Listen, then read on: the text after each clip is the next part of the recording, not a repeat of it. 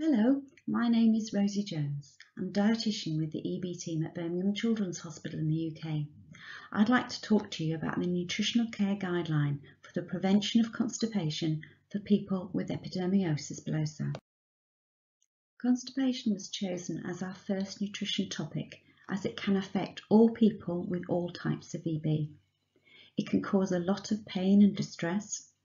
It was identified as an issue by Deborah members, and prevention and treatment options can be cheap and, with the correct advice, fairly effective.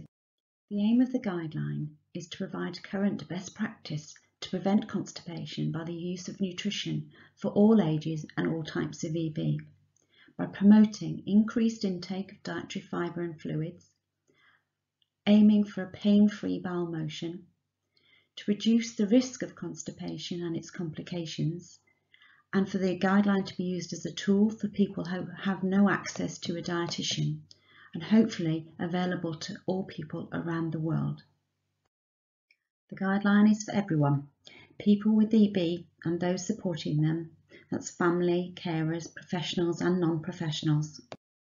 The guideline looks at definitions of constipation, of which there are quite a few. It includes the Bristol stool chart, which you may have seen. It's often used to describe what poo looks like, but it's also important to note how often a bowel motion is passed, the frequency. Constipation has been reported in all types of EB to varying amounts.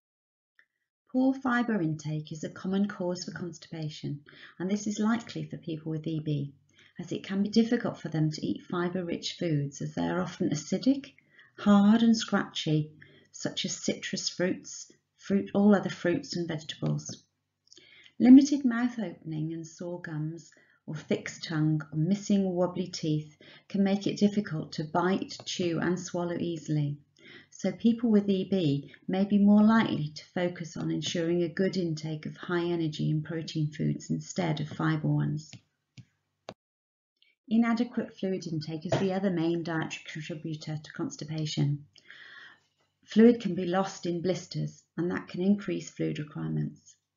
People may also struggle to take enough if the mouth is sore or swallowing difficulty, or if they're not able to drink frequently at work or school.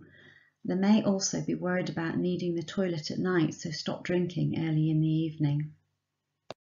The guideline explains what dietary fibre is and how it helps the bowels. To prevent constipation for people with EB, optimising fibre in the diet is important by using soft, fibre-rich foods prepared in easy-to-eat ways.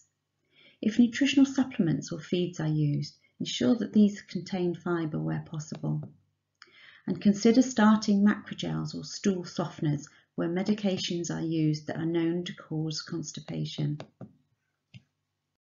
A pathway is included, which starts with calculating requirements for fibre and fluid for the child or the adult using the tables listed, then assessing the fluid intake and increasing it to their calculated requirement, then calculating fibre intake in the diet and gradually increasing the fibre in the diet to meet the calculated requirement. Other factors mentioned in the guideline are management of pain and the fear of pain. Also, consideration of the use of laxatives, barrier creams or pain-relieving creams.